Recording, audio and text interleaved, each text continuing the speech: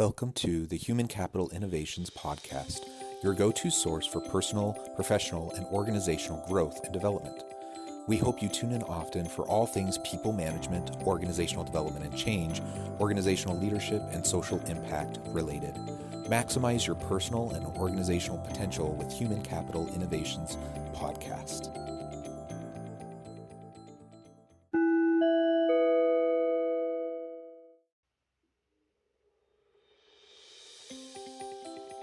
Welcome to the Human Capital Innovations Podcast.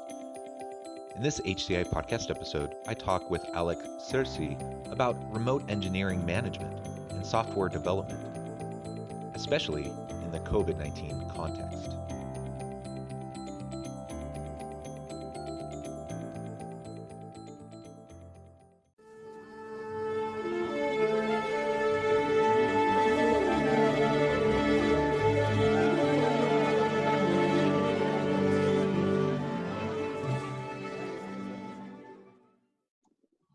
Alex Circe, welcome to the Human Capital Innovations Podcast.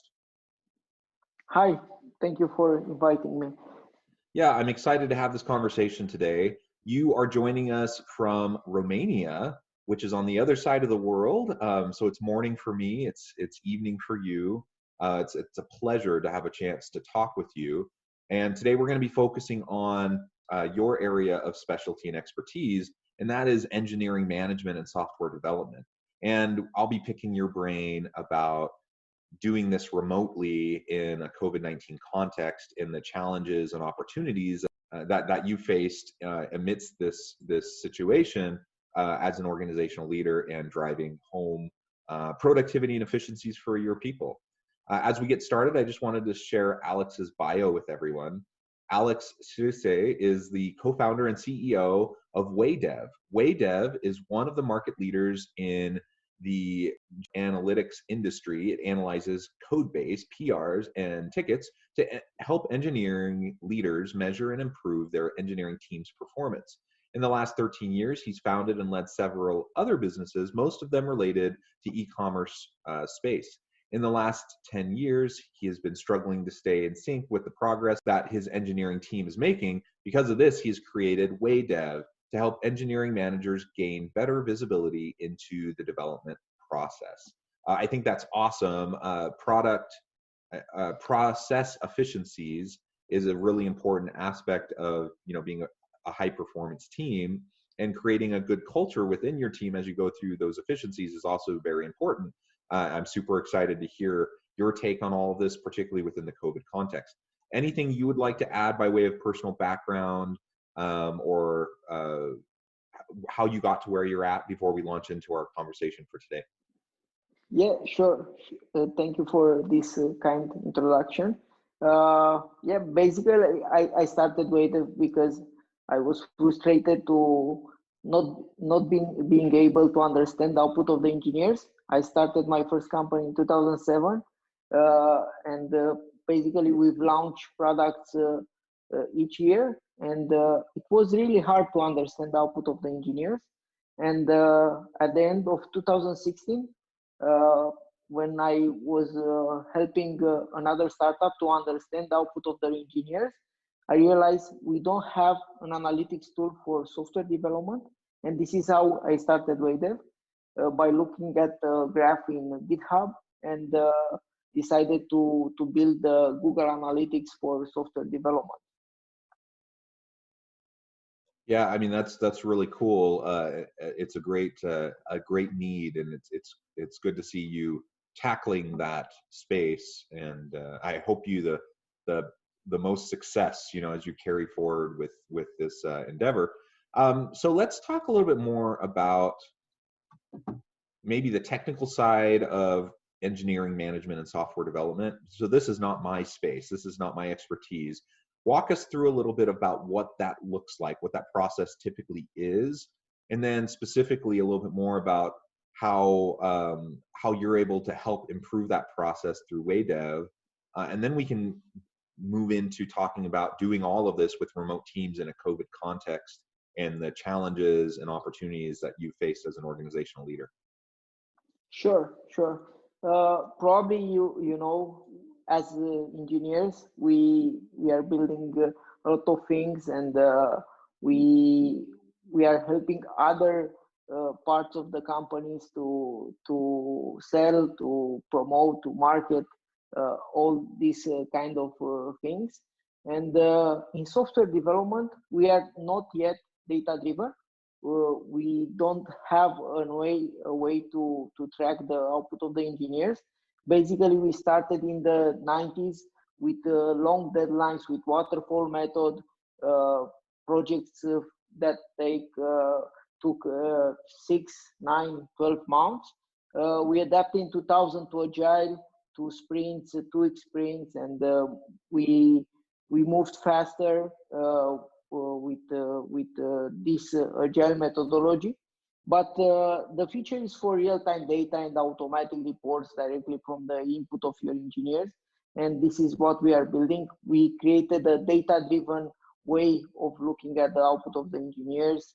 And this is possible now because all the code is out there in Git tools like GitHub, Bitbucket, GitLab, or Azure.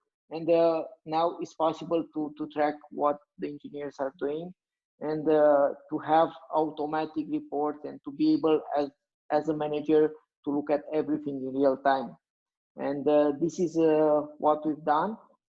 If you look at let's say, if you look at the sales industry, you see Salesforce, and everybody is tracking the salespeople by looking at the data and so on. But in the software development, this is not possible. And we've done this with Weather. We created metrics that are applying on top of the output of the engineers, and we are helping their managers and their executives to understand what is there to improve these metrics and to be able to track everything. We've launched the product in 2019. We started fine, but due to COVID, we started to reach to have big customers, big enterprises like Caterpillar, Genpact, that are willing to, let's say, to have more visibility in their companies by looking at the output of everybody. With COVID, everybody is remote right now, and it is really hard to see the output of the engineers, and they had to adapt to these new ways of tracking the output and tracking the performance, let's say.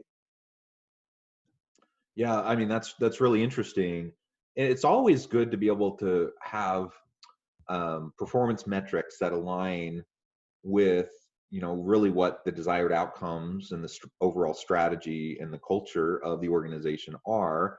And it's a common problem that many organizations, you know, not just software development or engineering type processes, you know, many organizations and many types of jobs really struggle to identify the right types of metrics that align with their core business objectives, right? So they're tracking the right things, measuring the right things, and using that data in real time to help coach and mentor and help improve the performance of your people, right? So this is great that you are providing this kind of a platform and an opportunity, you know, to enhance the development and the efficiencies of software engineers. That's awesome. So tell us a little bit more about what this looks like in this COVID context. I mean, you're in Europe. I'm in Utah. The U.S., you know, we're leading the world in cases of COVID, and in Utah, we're one of the hot spots, even for the U.S. And so it's kind of this crazy world of trying to deal with the pandemic and how that impacts the nature of work across industries. Within your software engineering and software development space, have you seen that same kind of an impact where it's been very disruptive, or has it looked different for you? And how have you been dealing with that? Yeah, you are right. everything is changing right now. We have to adapt, and also in the software development space, we had to adapt. We if economy is down and if everybody if the world stop, you have to adapt and to be able to add new things in your daily life and to adapt to the new way of working. And for software development, it it's not that hard because we are working on our computers and we can work from anywhere. But in terms of the culture, in terms of the management and how to work with everybody in your team, how to stay in sync, how to treat the culture thing of working from home, this was really tough. And also we saw every, everything blocked from in April, in May, and we saw how companies adapt to this new way of working from June till now, and we saw how they are working to add new tools in their organizations to be able to track everything, to treat this really well, to work to make enjoyable to work from home. And we are trying also at WADEV to help these managers to treat their engineers well, to reduce the number of daily meetings, to let them code. Because if let's say in February you work from your office and you switch to working from home, you had to adapt really quickly and to be able to work well and to be able to perform. And it was really tough for our customers, where and we had also ourselves at WADEV, we had to adapt from working from home. We are a US company. I'm trying to come back in San Francisco. We have an R&D office in Europe, and fortunately I was here when everything this started. And in Europe everything started, this COVID situation started earlier, I think 45 days before US, and we are a little bit ahead now, not really, but we had 45 days of working from the office and so on, and we had the pleasure to do this hybrid, working from the office, some people working from home. And we are trying to create and to work with our customers to understand how to treat this well, and to be able to adapt to this new way of work. And everything is new for everybody, except few companies that were fully remote, but are only a few, like GitLab or the company from Automatic, which is behind WordPress, popular CMS, and it was easier for them. But for the most companies, we had to adapt and to change our habits and to adapt new things in our daily lives. And with our tool, we are trying to help everybody in order to do that, and to be able to switch and to perform better easily without asking a lot of questions. Because in software development, you have, let's say, an early meeting with all the engineers, and you start asking questions, what you've done yesterday and so on. And this is not really healthy. Also, when you are working from home, if someone is asking you the, on a daily basis what you've done and so on, it's really tough because this is trackable right now, and we recommended to our customers to reduce the number of daily meetings, to focus more on the output of the engineers, and to start taking more time to look at the reports, start more analyzing the data, add let's say chat meetings to meet with their engineers and to talk about anything else let's say everything, something not related to the work, and to be able to socialize, let's say. And yeah, it's pretty new also for us. We are trying to understand how this is impacting the world, and to create new things and to adapt to this new way of working.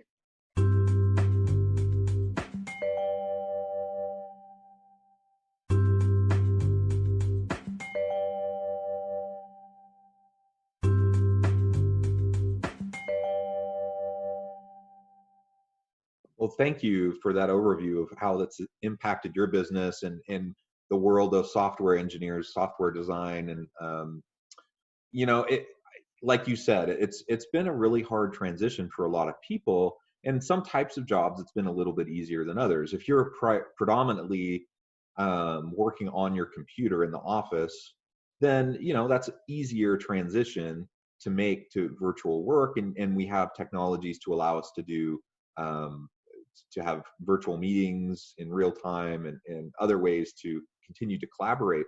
But that culture shift that can happen when people aren't in person anymore, and you know, even if you went from being like half and half or 80-20, you know, working from home and in the office, to completely virtual, that changes things. And so then you have to be very proactive about maintaining the type of collaborative and innovative culture that you want to have with your team in that virtual world. And that can be really hard. But you've talked about focusing on outputs rather than constantly micromanaging and checking up on people all the time to make sure that they're doing, you know, what they are supposed to be doing. That's part of why your company is so important, because you're able to just see in real time the type of progress that people are making, and then you can focus on outputs, and you don't have to really worry about or care even about who's working when, as long as they have good outputs with good quality, right? You know, I don't really care in terms of when I'm thinking about like scheduling. Schedule flexibility in a virtual workplace is key, right? And you just give people the opportunity to do what works for them and their family, and their particular context. And as long as they're producing, who cares? You know, when they're working, if they take frequent breaks, whatever, just let them be productive in a way that works for them.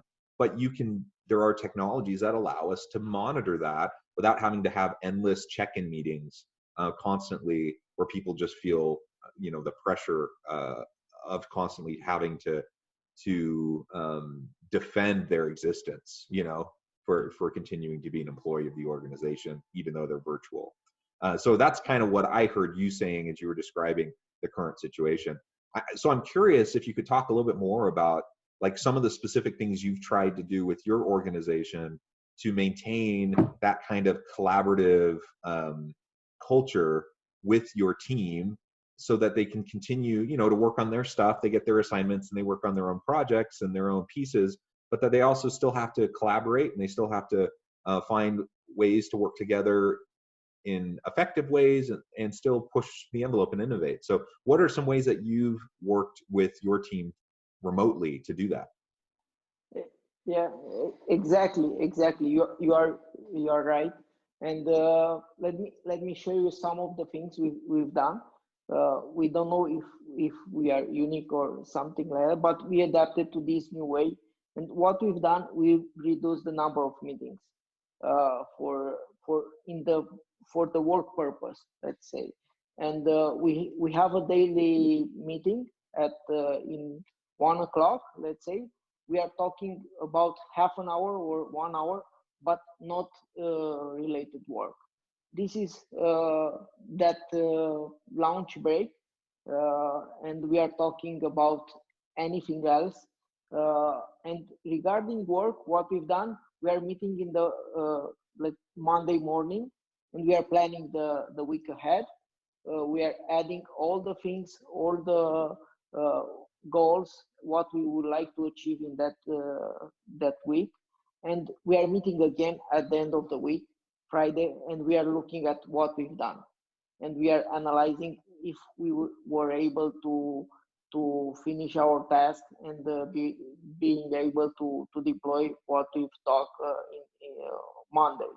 We have real-time technology where we can communicate all the time regarding work, and we can collaborate really easily with tools like Slack, and this is really really easy to do right now. And what is hard with this new situation is to maintain that culture in your company, because everybody, everyone, yeah, it's not the same thing, and you have to adapt, and everybody is tough for everybody, let's say. And this is why we are doing this daily meeting of talking about anything else, movies, COVID, or something else, not regarding the work. And regarding work, we are talking on our live chat communication, and we are trying to focusing on the output. This is what we've done, and it's working really well.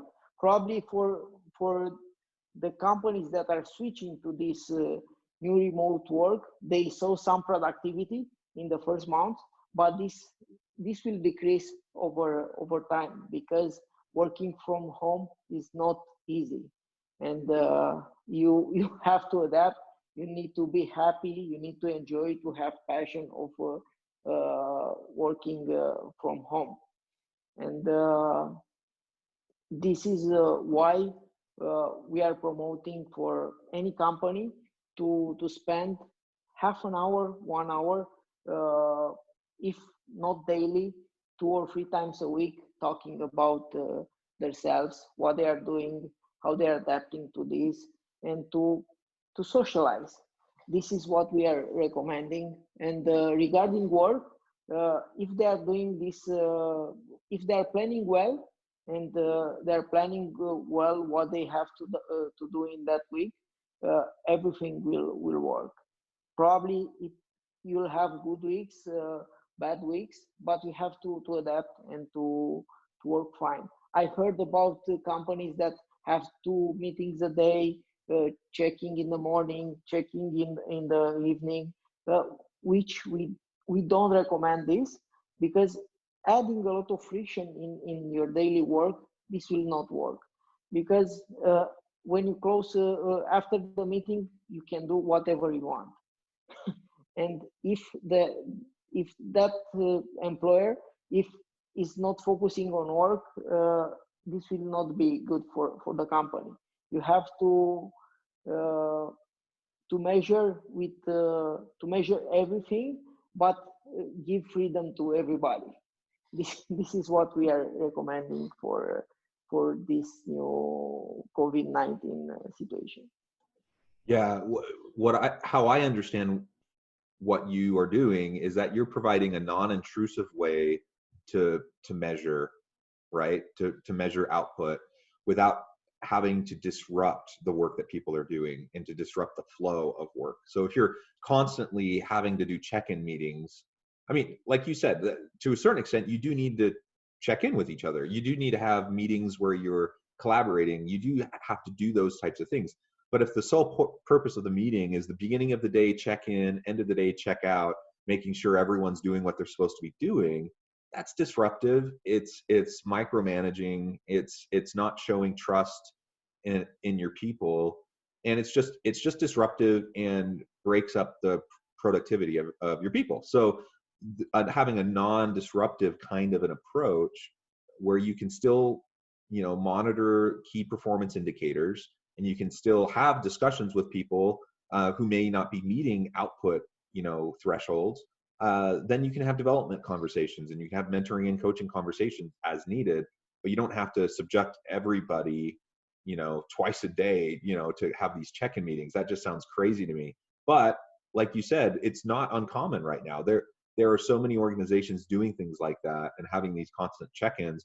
And even if they're not check-ins, I don't know about you, but I've seen in my own work life since COVID happened and everyone started going remote, that the number of meetings that I'm in daily has gone way up. People just are scheduling meetings constantly because it's easier, they're virtual, you don't have to travel. And so now everyone just starts to think, let's just schedule a meeting. And so all of a sudden you have all of these meetings all day, and when are you supposed to actually get your work done? It's a little bit of overkill. And a lot of times something that can be addressed in a quick phone call or over an email ends up becoming a half-hour or hour-long meeting, and it's just not necessary. So we definitely need to be thoughtful about what we're requiring our people to be involved with in terms of meetings, and just make sure that it makes sense, and constantly ask ourselves, what's the purpose of this meeting? Who needs to be there? The other thing I've found with meetings is now, because they're virtual and we're not in a physical space, people start inviting everybody. So instead of having like a small leadership meeting with like 6 people, now you're just say, hey, everyone jump on the Zoom meeting. And so now you have 100 people in this meeting. It's a complete waste of time for the vast majority of those people who don't need to be there. And you think of the opportunity cost involved with dips in performance because people are getting distracted, and it's got to be huge. So we just got to be thoughtful about that. Exactly. Well, it has been a real pleasure talking with you today, Alex. I really appreciate your time. Before we close and wrap things up, I just wanted to make sure I gave you a moment where you could give the final word on this topic and share with listeners how they can get connected with you and find out more about what you're doing with WayDev. Yeah, thank you very much for inviting me.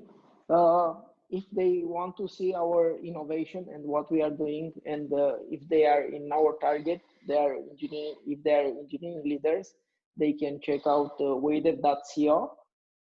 And myself, I'm on Twitter at Twitter/Alex Hearsay. If they want to connect with me and ask me anything regarding entrepreneurship and engineering management. Excellent. Thank you so much, Alex. It's truly been a pleasure.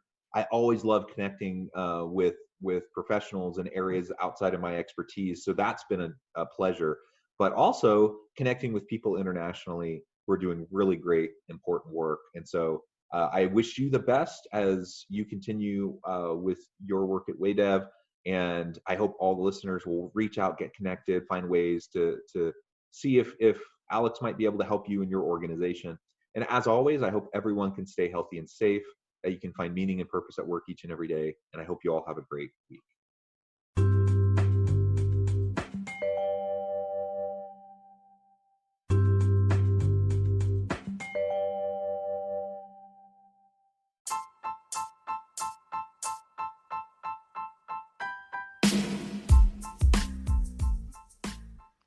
We are excited about the launch of HCI's new magazine, Human Capital Leadership.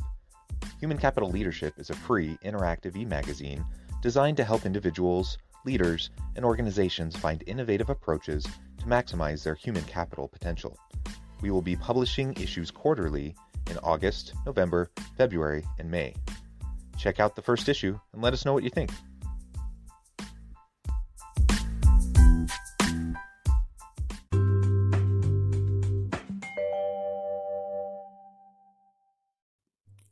Thanks again for joining us for this episode of the Human Capital Innovations Podcast. I hope you stay healthy and safe and that you have a great week.